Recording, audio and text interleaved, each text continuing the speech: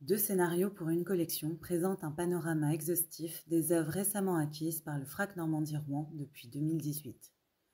L'exposition propose deux accrochages successifs dont les articulations et les approches peuvent s'apparenter à deux scénarios distincts, à deux écritures. La première séquence qui introduit l'exposition pose le cadre en donnant à voir des lieux, des constructions et des espaces qui convoquent les notions de paysage, de territoire, d'environnement et de nature. Certaines œuvres relèvent d'une esthétique de la ruine, du résidu, de la matière, tandis que d'autres abordent la migration, le déplacement, la géopolitique, l'histoire. D'autres œuvres encore nous amènent sur des terrains plus poétiques et organiques qui renvoient davantage au concept de paysage abstrait. Florim Hasani et Iwaka ont tous deux fui leur pays en guerre. À travers le dessin ou la photographie, leurs œuvres présentent des constructions isolées, à l'abandon ou à l'état de ruine. Ces monuments, éprouvés par le temps, l'histoire et par les catastrophes, sont érigés pour convoquer les mémoires ou encore nous interpeller sur des questions politiques, économiques, mais aussi culturelles d'un pays. La construction photographiée reflète, d'après Iwaka, une nouvelle forme d'habitation individuelle apparue dans son pays, l'Irak. À la fois fermée et ouverte sur l'extérieur, cube et socle, elle symbolise la situation complexe d'un pays de l'Orient ouvert sur l'Occident. L'ensemble d'œuvres de la seconde scène nous invite à parcourir des territoires aussi bien marins que terrestres. Selon un protocole défini, Gilles Saussier suit consciencieusement un tracé qui va de Paris jusqu'à la mer. Ainsi, il photographie rigoureusement des lieux rencontrés tel une sorte de prélèvement. Christophe Guérin, quant à lui, explore les territoires maritimes. Il restitue en images un voyage de 42 jours sur un porte-conteneurs en partance du Havre. Sa vidéo est une série de plans fixes pris dans le navire qui agissent comme une succession de tableaux vivants. Les dessins composites d'Ingrid Berger et les photographies d'Alba Nupin nous éloignent des approches documentaires de Saussier et de Guérin pour nous plonger dans des univers plus abstraits et oniriques de paysages poétiques, organiques et matiérés. De ces toiles trempées dans des bains d'écorce de bois, puis suspendues dans l'atelier, Alba Nupin fait surgir les troncs veinés et sinueux d'arbres, provoquant ainsi l'illusion entre matière naturelle, support, photographie et toile. L'ensemble des dessins d'Ingrid Berger se détermine également par les matières qu'elle aime expérimenter sur la surface du papier dans des compositions faites de taches, de projections, de dépôts, de matité et de scintillance. La deuxième séquence de l'exposition met en scène le corps et ses modes de représentation, thème de prédilection de la collection du FRAC Normandie-Rouen.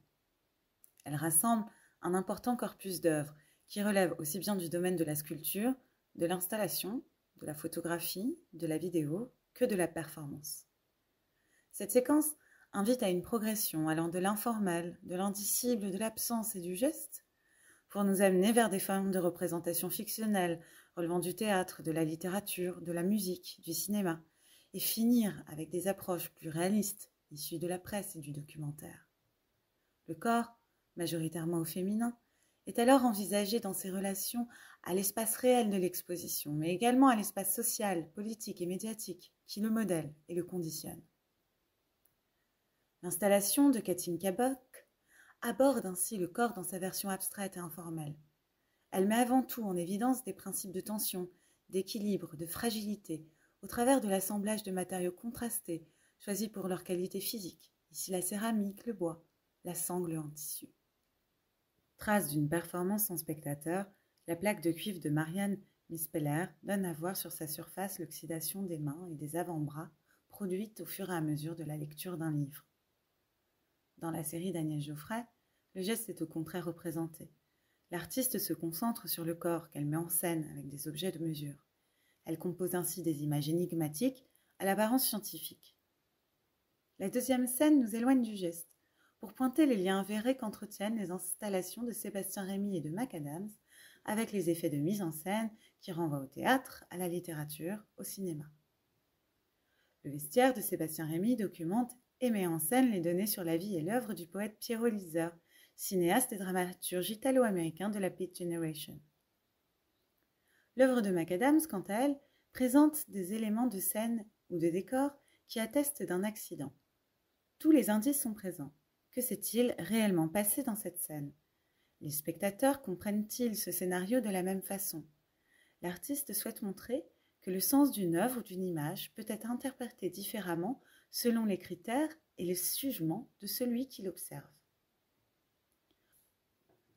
Ouvertement tournées vers la figure de la femme, les œuvres qui suivent interrogent le corps au féminin à travers les nombreux systèmes médiatiques. Chanteuses, actrices, icônes sont les typologies à travers lesquelles les artistes mènent une réflexion plastique, critique ou analytique sur nos modes, nos codes et nos moyens de représentation. Sébastien Riemer puise dans des images d'archives utilisées par des journaux avant l'ère numérique qu'il refotographie. Il relève, par un effet d'agrandissement extrême, les retouches manuelles alors réalisées à la peinture dans le but de rendre l'image plus efficace. Que ce soit dans les œuvres de Stefania Penafiel Loaiza ou d'Anne Collier, le regard est mis en scène, voire en abîme. Elles invitent le spectateur à un jeu de regardeur-regardé. Ainsi, dans la vidéo de Stefania Penafiel Loaiza, on aperçoit dans la pupille d'un œil filmé en gros plan la fameuse scène de l'œil tranché au rasoir, extraite du film surréaliste de Louise Buñuel, Un chien andalou. Considérablement agrandie, recadrée et mise au format rectangulaire, l'image d'Anne Collier fait ressortir à la fois la matérialité de l'impression originale, mais aussi toute la tacticité des émotions qu'incarne ici la femme. Elle pointe également l'importance du regard et de sa provenance dans ce jeu de face à face avec le regardeur. Pour Géraldine Milot, il s'agit cette fois de porter un regard documentaire sur le monde du travail et plus particulièrement sur les formations en lycée professionnel. Sa photographie met plus particulièrement en évidence la persistance dans certaines professions d'appartenir à un genre. La troisième et dernière séquence de l'exposition rend compte de l'intérêt du FRAC Normandie-Rouen pour les artistes qui questionnent les limites de la représentation photographique et les matérialités de l'image tant argentique que numérique. Surface, volume, espace, traces et couleurs captées deviennent les sujets parfois ambivalents de compositions au rendu matiéré et picturaux. Ces approches abstraites sont également le moyen pour ces artistes d'explorer plus avant les phénomènes naturels, le rapport à la nature et au paysage, à la lumière, mais aussi à la science. Gerd Goris explore la nature et questionne notre environnement en faisant ressortir des couleurs, des matières et des tonalités, alors que l'objectif de Marina Gadonex se tourne vers des phénomènes météorologiques et astrophysiques reconstitués pour être observés dans des laboratoires de recherche. Les paysages abstraits de Matan Midforsch et de Laure Tiberghien ont été réalisés en studio ou en laboratoire. Matan Midforsch empile des cartons ondulés et ajoute des jeux de lumière pour reproduire la synthèse d'un lever et d'un coucher de soleil d'après des images trouvées sur Internet. Laure Tiberghien, quant à elle, conjugue la chimie, la lumière et le temps pour obtenir des surfaces colorées qui révèlent, sans appareil photo, des images abstraites. Cette deuxième scène engage des œuvres qui, tout ou presque, résultent de la matière argentique et révèlent des jeux de composition colorée complexes. L'artiste vietnamienne Thu Van Tran exploite le principe du photogramme à partir des objets présents dans son atelier qui participent à l'élaboration de ses œuvres mais qui disparaissent une fois l'œuvre créée. Installé plusieurs mois à la lumière, le papier photosensible enregistre leurs empreintes successives. Barbara Kasten crée, avec la lumière et l'enchevêtrement d'éléments de plexiglas fluorescents disposés au plus près de l'objectif, des compositions abstraites. Les collusions de couleurs et de formes ainsi créées génèrent in fine une ambiguïté spatiale. Hélène Kinlan et Manuela Marquez mènent chacune à leur manière des expériences photographiques avec des miroirs jouant des effets de transparence, de traces et de reflets. Manuela Marquez arpente des espaces à la recherche de points de vue et de recoins que notre œil peine à reconnaître, tandis qu'Hélène Kinlan construit des dispositifs où se confrontent miroirs, lumière, gel coloré, flash, fumée. En résultent des images difficilement définissables, à la fois très concrètes dans leur matérialité, mais très abstraites dans leurs apparences.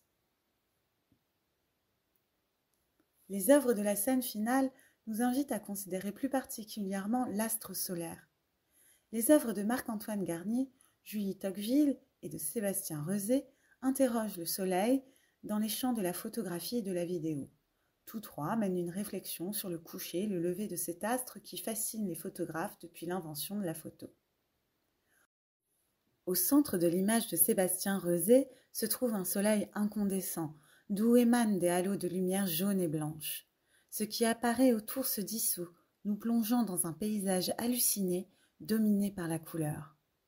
Marc-Antoine Garnier restitue quant à lui le temps solaire, qui est une mesure basée sur le déplacement du soleil au cours d'une journée. Il a ainsi photographié, durant 24 heures, les variations lumineuses du ciel à raison d'une photo par heure. Enfin, l'œuvre de Julie Tocqueville perturbe les lois de la physique en nous projetant dans un paysage fictionnel malgré son apparence ordinaire.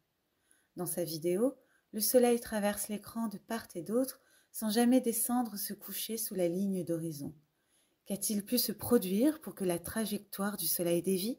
Au spectateur d'inventer le scénario.